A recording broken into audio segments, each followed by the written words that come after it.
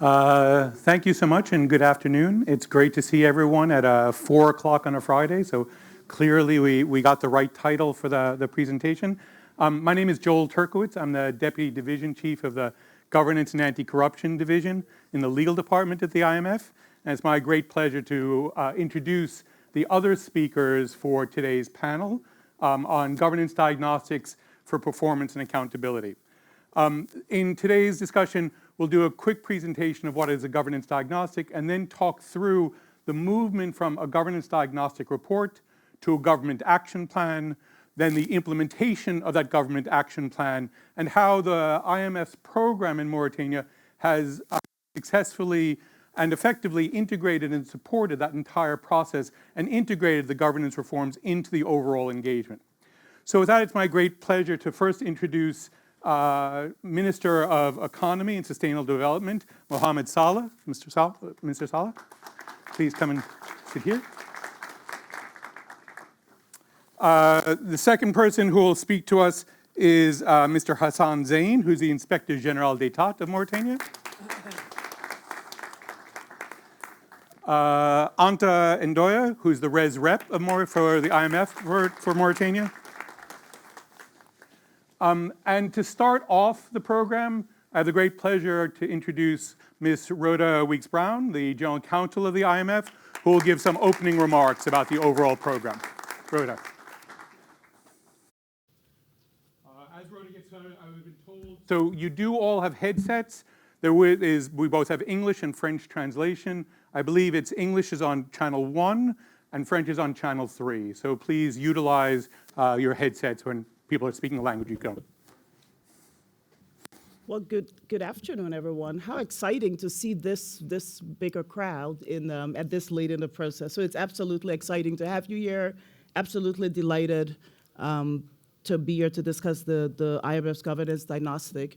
Sorry, I'm looking at an innovative and very useful capacity development product in the toolkit of the IMF's work on governance and anti-corruption.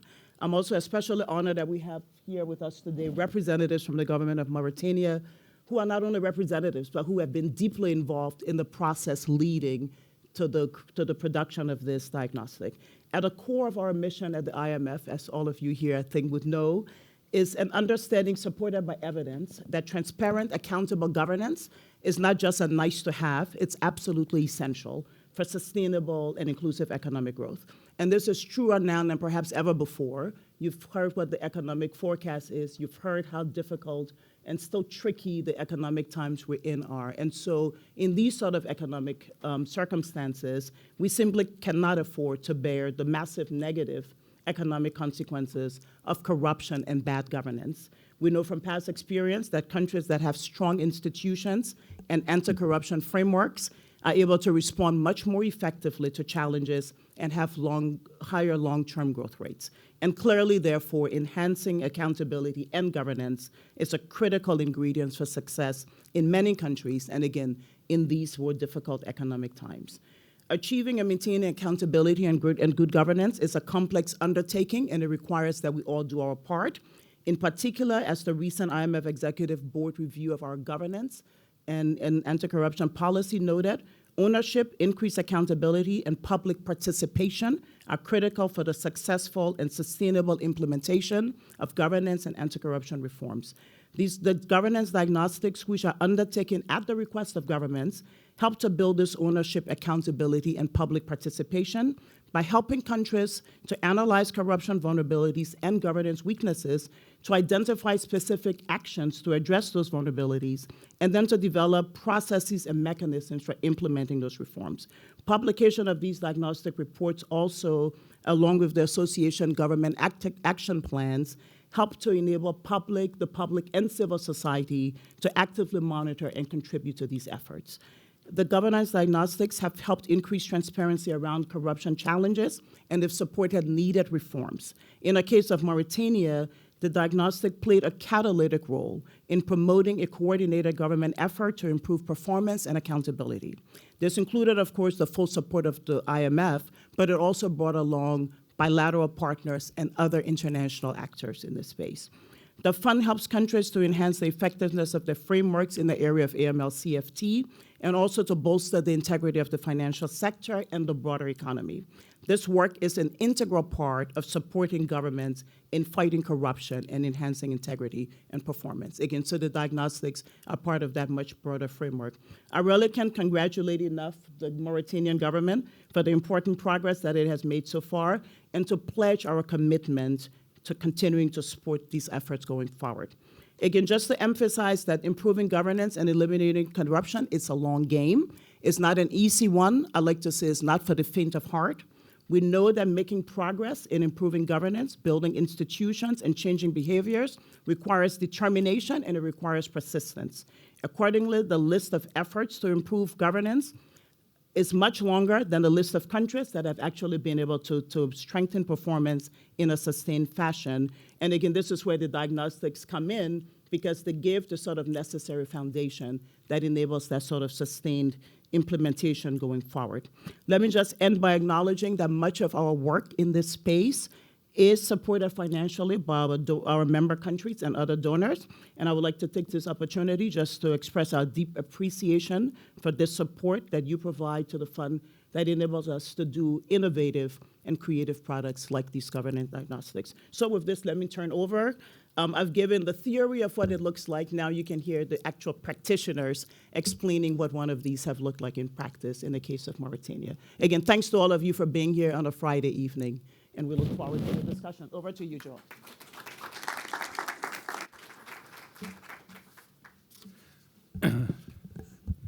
Thank you so much, Rhoda, and once again, thank you everyone for coming and joining and participating. I'm going to talk a bit about the overall approach on governance and anti-corruption, where the diagnostics fit in, and then briefly a couple of words about the governance diagnostic in Mauritania. So the IMF's work on governance and anti-corruption is shaped by the 1997 governance policy and the subsequent 2018 framework for enhanced engagement on governance. Both the policy and the framework recognize the interlinkage between effective monetary and fiscal policies and sound governance arrangements that operate with integrity and in accordance with the rule of law. When corruption is severe, the adoption and implementation of effective economic policies is undermined at the same time that economic activity is stifled. The policy and the framework appreciate that while institutions matter, so do incentives. The 2018 framework instructed staff to address governance weaknesses and corruption vulnerabilities across 6 core state functions when corruption and governance issues are determined to be macro-critical. Those 6 state functions are central bank governance, financial sector oversight, fiscal governance, market regulation, anti-money laundering and counterterrorism financing, and the rule of law. A recent 2023 review of the implementation of the 2018 framework found overall good progress and good results, though much more to come. I want to now shift to talking briefly about what the governance diagnostics are, what their objectives are, and what the experience has been with them. The governance diagnostics were developed as part of the operationalizing of the 2018 framework. They are interdepartmental capacity development exercises done at the request of governments. They are traditionally led by the legal department or the fiscal affairs department, with the involvement of the monetary and capital markets development department and the finance department. They examine the severity of corruption and governance weaknesses and corruption vulnerabilities across the 6 core state functions that I mentioned before.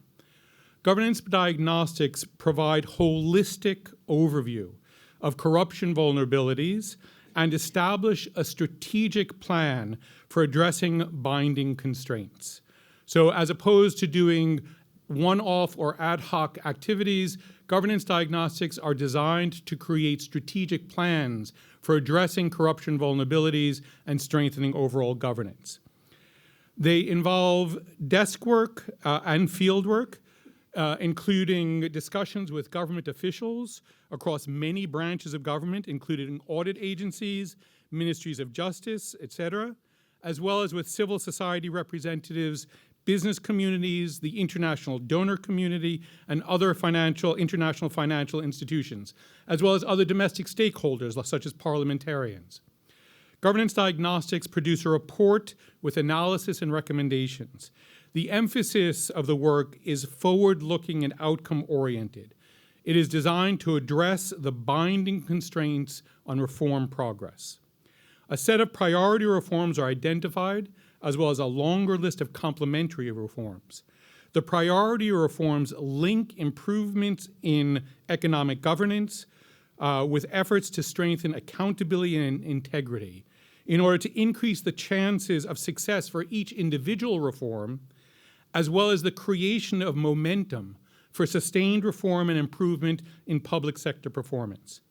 The reports are usually made public, given the importance of transparency in addressing governance issues, and to provide opportunities for inclusive monitoring of progress. Finally, the reports create a platform for coordinated support for priority recommendations and a structure for monitoring progress. Since 2018, 19 reports have been finalized, 14 have been published, 6 more are ongoing.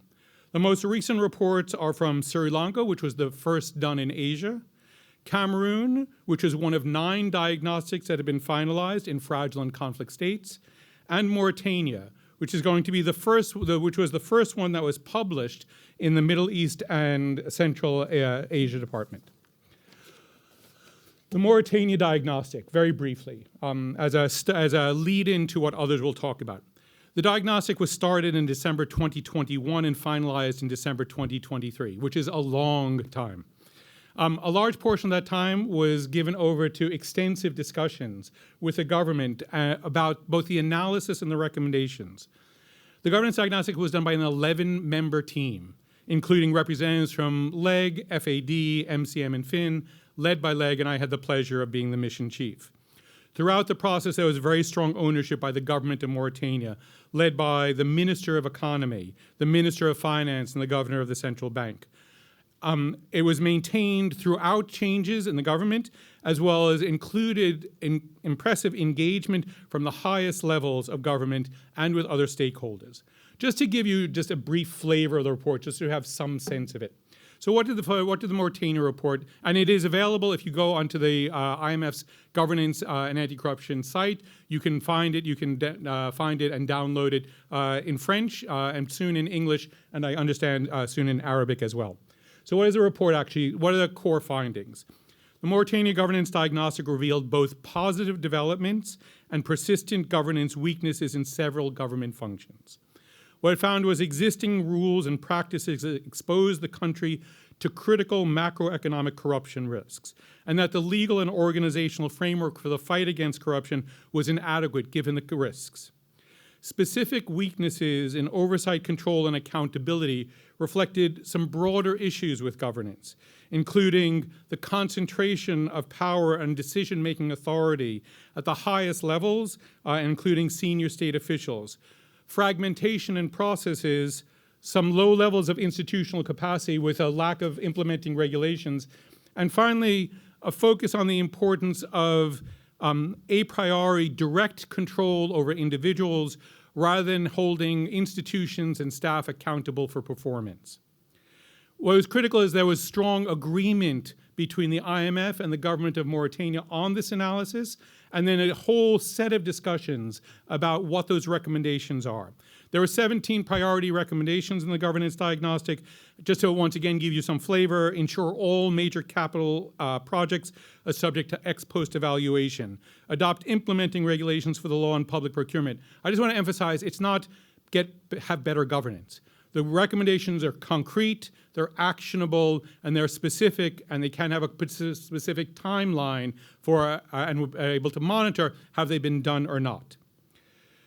They focus on 4 different types of elements: addressing gaps in the legal framework, enhancing implementation regulations, linking systems to address fragmentation, and enhancing transparency.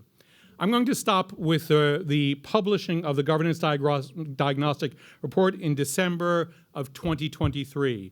I'm going to ask the Honorable Minister of Economy to come and talk about the movement from the Governance Diagnostic Report to the government's own action plan for governance. Is that, Ms. Bell?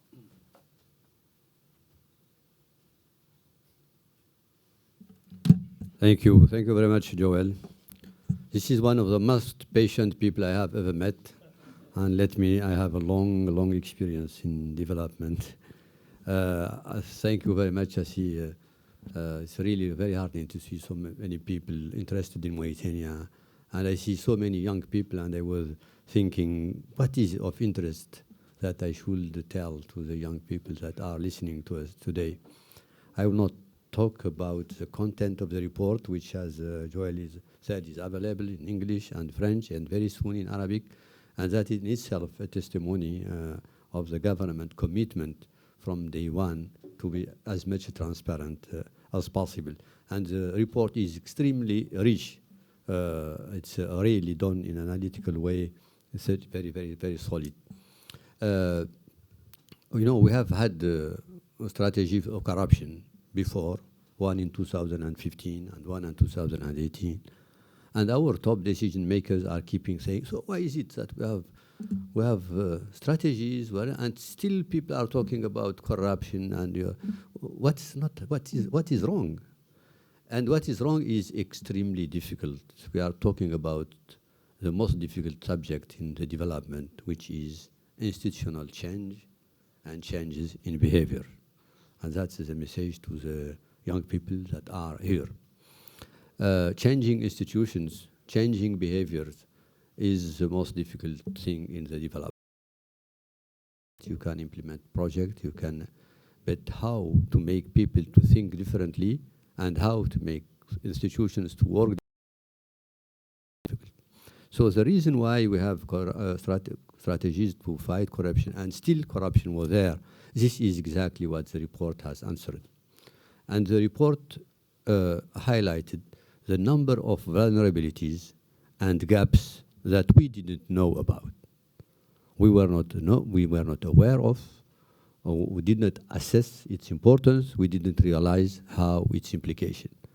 And across all of the economic and financial sector, the Ministry of Finance, the Central Bank, the Ministry of Economy, other institutions, the report highlighted the legal loopholes that can be used actually to waste money or for corruption, and also the loophole that can be even used for activities that are completely illegal.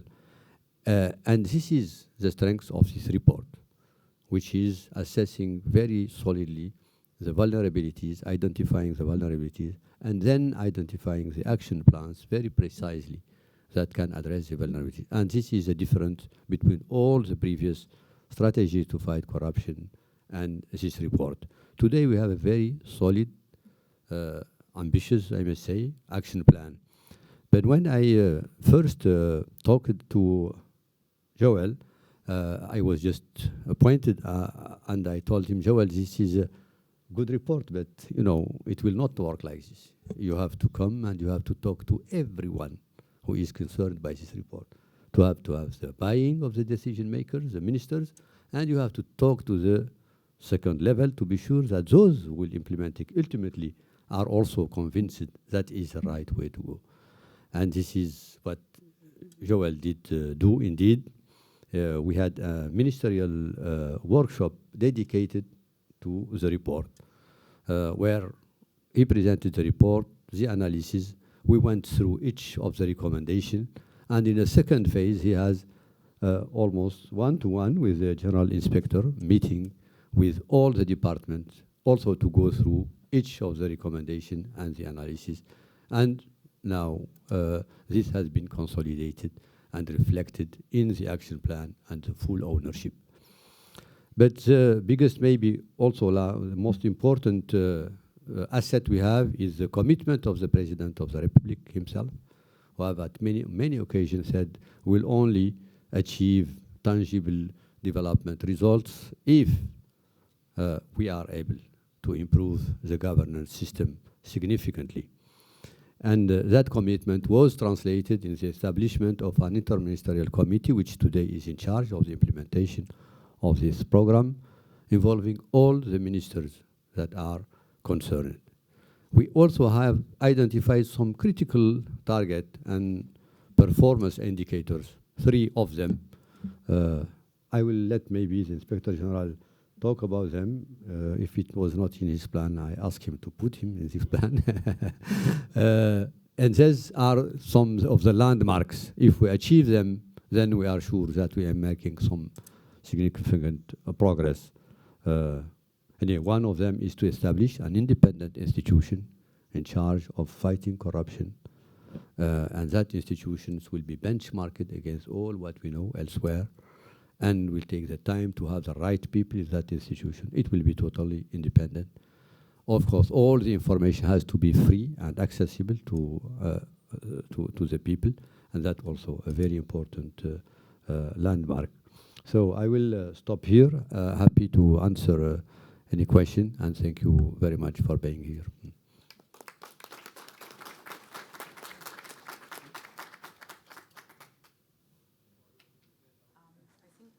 Not connected, but this was a very good segue.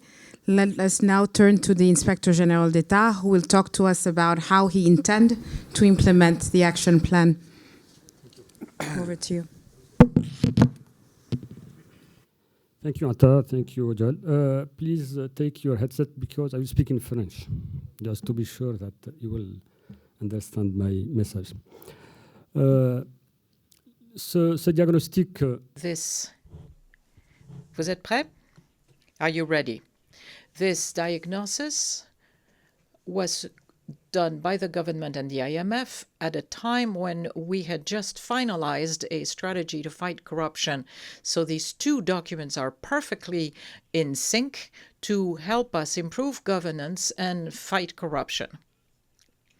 Both documents showed that the steering of our governance system was not adapted to the situation. For the past few years, 20 years now, we've been implementing anti-corruption strategies with no result because there is no coordinated steering leadership of these actions. So now we have created an agency, an anti-corruption agency that is part of our commitments under the UN Convention, the UN Anti-Corruption Convention. And in order not to waste any time, the Inspection Générale d'État was entrusted by the government with the work. And while we're preparing this agency, it's going to take a couple of years, according to the timeline that we have, we are going to be taking care of it. This the Inspection du Travail, as the minister said, is under a ministerial committee that is chaired by the Prime Minister to regularly review the situation and the state of play. This is also a diagnosis that express 60 recommendations. Some are more of a priority and are part of what has been indicated to do. Others are part of the action plan of the other institutions, such as the Central Bank and the Ministry of Justice, the Ministry of Planning, and the Ministry for Economics. So the other recommendations are part of the general plan of action to make sure that we reach tangible results. The Inspection Générale d'État has worked with each department in order to have an action plan on each recommendation. It is detailed by quarter, and we regularly will submit an implementation review. I've just received the first one for the first 3 months. So we are on track, and we need to continue this way. The action plan that we prepared, which is detailed, also allows us to see what the needs are at the human and material level to see what we could do. What we've seen that we could do, we've started, and that for which we needed technical assistance from our partners, we requested it from the IMF, and the IMF gave a positive response. And there is a coordination with all of our partners, so there is no duplication of effort. Resources are limited, so we cannot have several partners do the same thing. On this particular issue of cooperation policy and technical assistance with the IMF, we've received a first mission that came to identify the needs. First mission will be in Nouakchott next week in order to launch one activity on which we're ready to intervene, one of the priorities. So globally, this plan, I'm going to give a few fundamental examples. There were about 15 priority actions. The fundamental one is the creation of an anti-corruption agency. That's part of our international commitments. We are preparing this. Next week, with our friend from the OECD, we're going to reflect on the missions and the terms of reference of this agency. And from there, we'll start drafting the law to regulate this institution. The second point is the declaration of assets. Since 2007, my friend who's here, Azin, who was minister in Mauritania at the time, he had started drafting a law on the anti fraud on asset reporting. The management of asset reporting, if it is not verified and followed up, is not efficient. And today it is no longer adapted. We need to review the law, update it so it is better adapted to international benchmarking and to give it an operational framework that will allow its efficiency. Third fundamental action, the management of conflicts of interest. I'm talking about something that I deal with on a daily basis. The conflicts of interest are not duly taken into account by our legislative framework. We have it in the penal code, but we are updating the anti-corruption law from 2017 to adopt a chapter on conflicts of interest, which is fundamental today for public expenditures management. So this is something that is essential and will be integrated in the law. Fourth fundamental element, anti-money laundering. Our anti-money laundering policy is not efficient. So the central bank that deals with this issue is working to implement it more efficiently and adopt the necessary measures to efficiently fight against money laundering. Other fundamental element, the fiscal risk caused by public companies. We have a lot of public companies with different statutes that are placed under old laws that are no longer adapted. So we are preparing a law. We already have a draft for the law. And Ron, who is over here, next week is going to be in Nouakchott to finish this law so we have better governance of public companies. These are the main four elements. We're also working on justice, independence of justice. Mauritania has a roadmap for the entire justice system, and that will allow us to improve the framework. And in order to conclude, for the past few years, we have had a true political will to fight corruption, but our legal and institutional frameworks are not fully adapted and do not allow us to optimize these efforts. The President of the Republic is deeply committed against corruption, but the legal and institutional frameworks are not sufficient. And with this update, we will be able to put in place all the elements that will allow us to take better advantage of this law. And we have elections in 2 months. So we believe that during his term, the new President of the Republic will be able to implement a true policy to fight corruption in Mauritania. I'm going to stop here so I do not go beyond the 5 minutes that were granted to me. Thank you for your...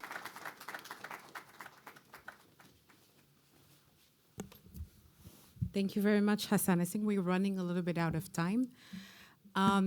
Let me thank the organizers for allowing us to showcase a little bit Mauritania's experience with the Governance Diagnostic. I am the last speaker for today's event, and as such, I was also asked to summarize the main intervention from today's discussion. You would all agree that it is quite the impossible task, so I'm not going to try to do that. Let me just highlight perhaps 3 main points that I take from today's discussion, and also weave in a little bit the IMF country team's perspective vis-à-vis the governance diagnostic exercise. The first point that I would like to highlight, and we heard it through the various interventions, is the importance of close collaboration between CD department and the authorities. And I would say the IMF country team as well. I think it's a prerequisite for any CD engagement to be successful, but it's a must for a governance diagnostic exercise. The second point I would like to highlight, because Joël mentioned it, the CD governance diagnostic exercise is well integrated to the IMF-supported program. Let me take you back to why we ended up having this strong integration between the IMF program and the governance diagnostic. So back in mid-2021, the authorities requested an IMF-supported program. They did so at a moment where there were not any immediate financing pressure. So within the team, we were thinking we have to design a program with strong reform that helps strengthen institutions towards macroeconomic stability and inclusive growth. And when we were thinking about that, it was evident to us that addressing governance vulnerability were integral and macro-critical to the program. So some of the earlier thinking that we had around areas in which you had governance vulnerability were then fed into the governance diagnostic exercise. And as the governance diagnostic exercise was carried out, the earlier recommendation from that were then integrated into the IMF-supported program, creating a sort of virtuous circle between the IMF-supported program and the governance diagnostic program. So that's the second point that I would like to highlight. Let me, in the interest of time, finish with one last point. It's very good to do strategy, but it's very important to implement them. And I think that's the most important point. And what we heard today is the importance of a strong institutional framework. So I'm very happy to know that we have Hassan carrying out the implementation of the action plan while the anti-corruption agency is being set up. And I think the strong institutional framework is really key to monitor the implementation of the action plan. The second and third point, and I will stop there, is the buy-in. So throughout the exercise, we had this participatory approach which allowed us to secure the buy-in that is necessary to implement the reform. And as we go, I think that communication with the population, with the parliamentarians, etc., will continue to be key to facilitate the implementation of reform. But above all, to guarantee the success of the reform, I think the strongest political will at the highest level is really what is absolutely key. Let me stop there, and then we can open up the Q&A, because we would really want to hear from you and see what you have to say about this exercise. Thank you.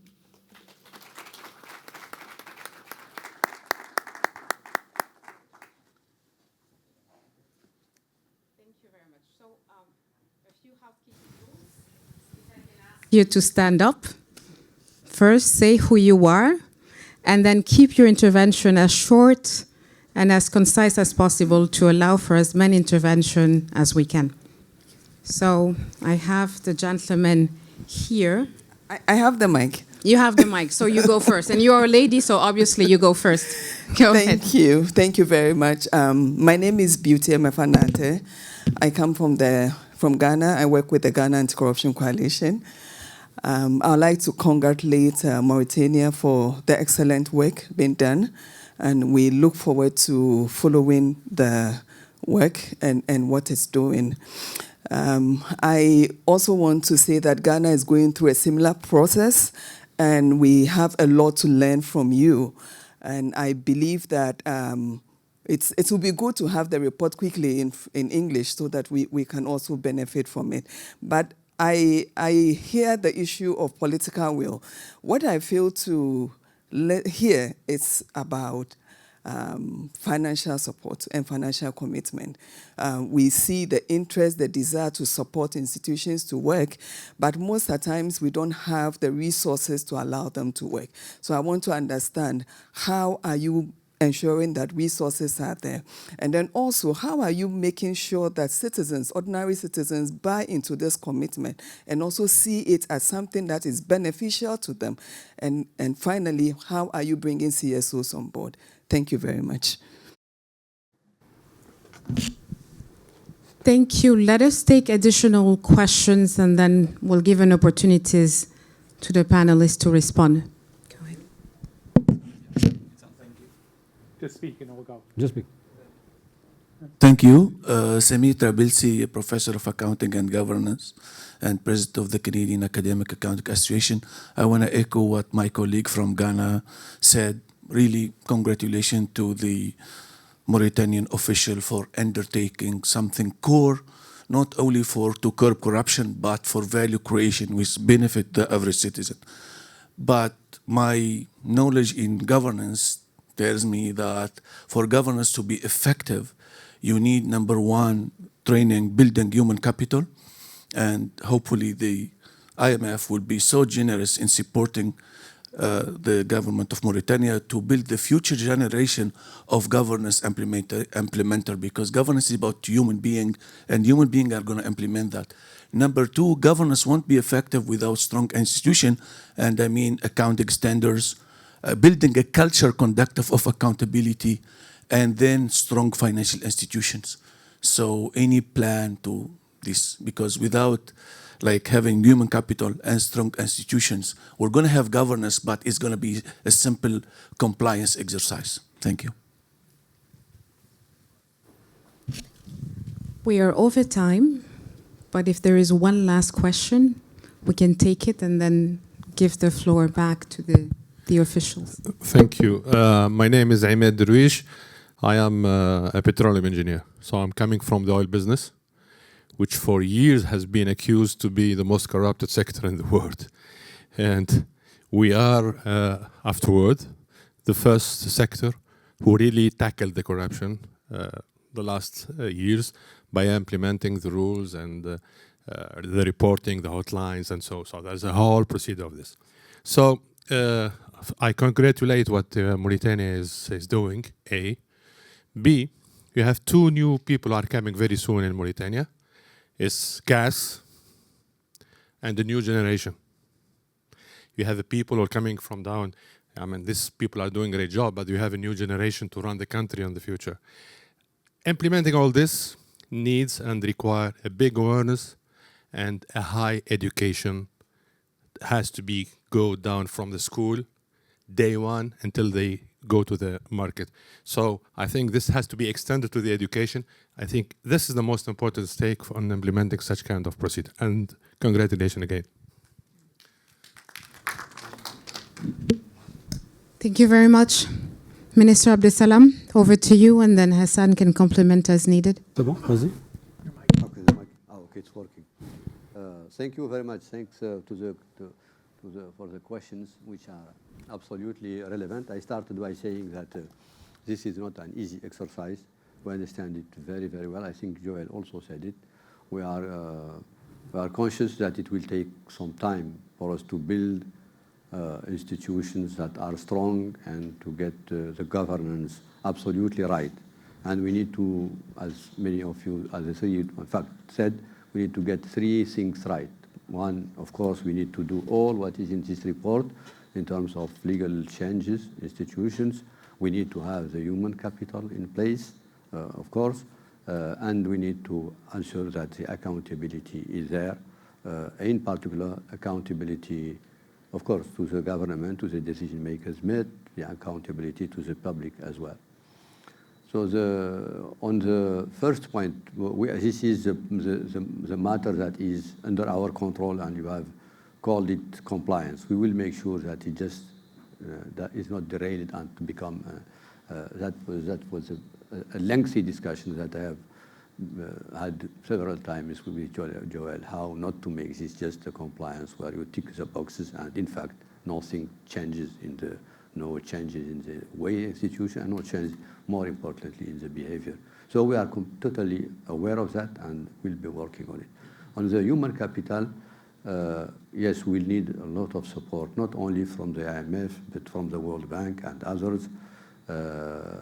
We are working on that. We are working, in fact, on a large-scale human capital development and upgrading on the institutions. I cannot say more because at this stage it's just proposals that are being discussed, but this is one of our top priorities, and also the President is fully aware of that the next stage for us is to put in place a large scale, in fact, is to flood the administration with capacity building programs, training on all these aspects that may help people discharge their function. On the accountability, we believe the best solution that we found was to have this independent institution. And this is an independent institution. You will have the CSOs. This is what it will be independent in the full sense of the term. This is at least what is the thinking today. And yes, there will be CSOs. There will be others. It will not be an institution under the control of the government to ensure that its report, in fact, and reports are made public to everyone. And yeah, this is very important to me. Je voudrais répondre par rapport à deux. I would like to address two questions from our colleague from Ghana.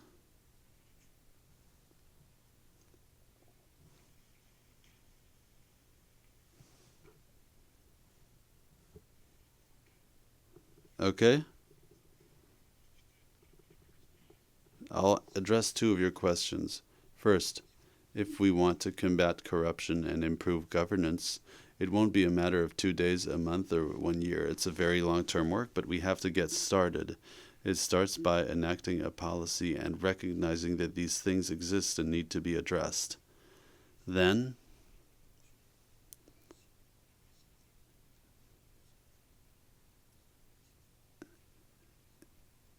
if we count on others to fight corruption, we're going to get nowhere. We have to count on our own resources first and mobilize what we can.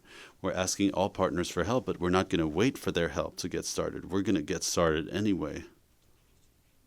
So we're counting on ourselves first. We have resources which we can mobilize as part of our own fiscal space to combat corruption and improve governance in the country. I think what matters really is ownership. The government has taken ownership of this report. Yes, it took 2 years for it to get published, but it was an opportunity for us to buy into it and win over our colleagues who were reticent at first. So we will be publicizing this report strongly together with civil society, because anti-corruption and good governance is teamwork. It's not just the government, it's also the CSOs and the private sector. We are only waiting to translate for this document to be translated in Arabic, which the work that is ongoing work, and we're going to try to publicize it as much as possible so that our citizenry really buys into it.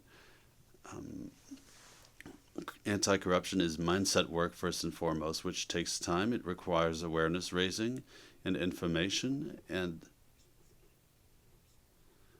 right now, there are many disparate efforts against corruption. What we want to do is bring together prevention and enforcement with an institutional framework. We're working on all of this at the same time, which takes a lot of time.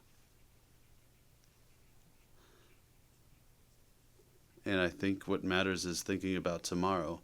We have to overcome pushback from citizens, from the government, and from the sector and the private sector, but we're going to be continuing to work on this. Thank you.